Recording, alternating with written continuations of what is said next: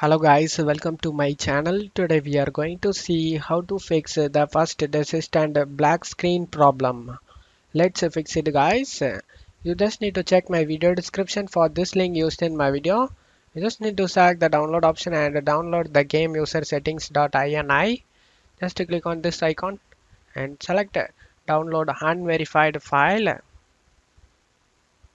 After getting done, you just need to select the folder icon over here. Right click on the game users settings.ini and just copy the file.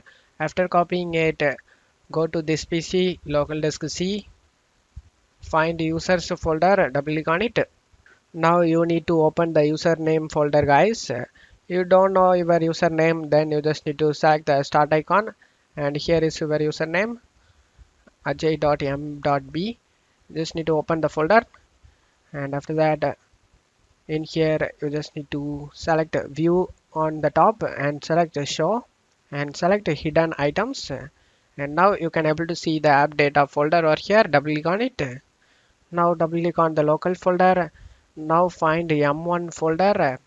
Now double click on the saved folder, config folder, double click on the windows folder.